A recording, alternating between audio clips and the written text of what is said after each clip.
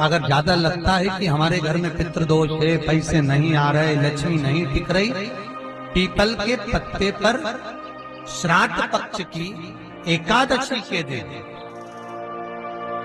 और द्वादशी के दिन पीपल के पत्ते पर शहद की 7 बिंदियां लगा दीजिए,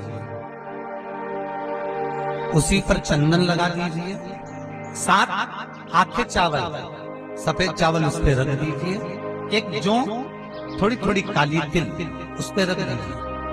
अपने पूर्वजों का नाम लेकर, पितरों का स्मरण कर कर, गोत्र बोलकर, नाम बोलकर बहते हुए पानी में उस पत्ते को छोड़ दीजिए। ये केवल श्राद्ध पक्ष में होगा, एकादशी तिथि के लिए बहते पानी में छोड़ दीजिए। जिंदगी में कभी संपदा की कमी नहीं आएगी, पितर आशीर्वाद देकर जरूर जाएंगे, ये पक्का। शिव महापुराण कहते हैं पितृ दोष है, इसके लक्षण क्या? घर में अशांति होना, घर में 4-5 लोग रह रहे हैं, जरा जरा सी बात में क्लेश हो, समझ लो पितृदोष।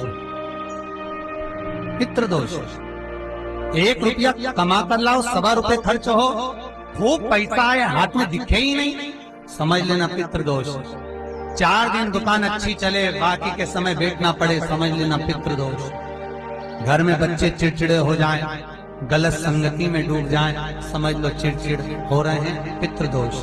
घर के बच्चे माता पिता का आदर ना करें, सम्मान ना करें, तेज आवाज में बात करें, समझ लो पितृदोष।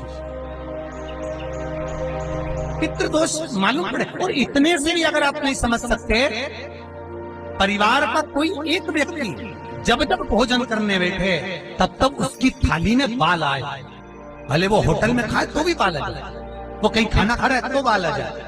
8-15 दिन में, 4 दिन में, 3 दिन में, 2 दिन में, 6 दिन में आपकी थाली के भोजन में अगर बाल निकल रहा है, केश निकल रहा है, समझ लेना कि पितृ आपसे कुछ मांग रहे हैं, पितृ आपसे कुछ चाहती है।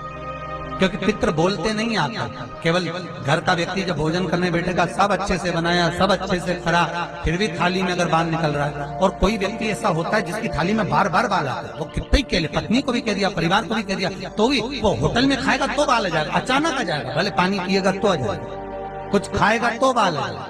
8 दिन में, 15 दिन में, 6 दिन में उसके भोजन में बाल आएगा ही आएगा। समझ लो पितृ कुछ कहना चाहते, पितृ कुछ बताना चाहते, कुछ वर्णन करना।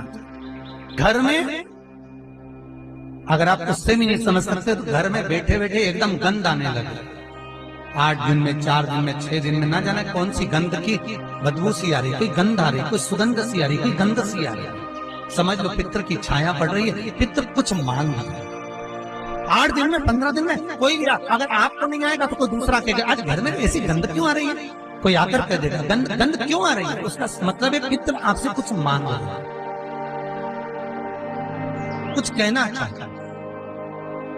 गया क्षेत्र में जाकर जो पिंड देगा, आकर जो बद्री का आश्रम में जिस जगह पर मेरे हाथ से ये ब्रह्मा का कपाल गिरा है, यहाँ आकर ब्रह्म कपाली करेगा, उसके पूर्वजों को, उसके पितरों को कभी जिंदगी में कहीं भटकाया नहीं जाएगा, उसके पूर्वज सीधे वैकुंठ धाम में निवास करेंगे। इसलिए गया का पिंड और बद्री नारायण की ब्रह्म कपाली जगत में प्रसिद्ध, जगत में प्रसिद्ध।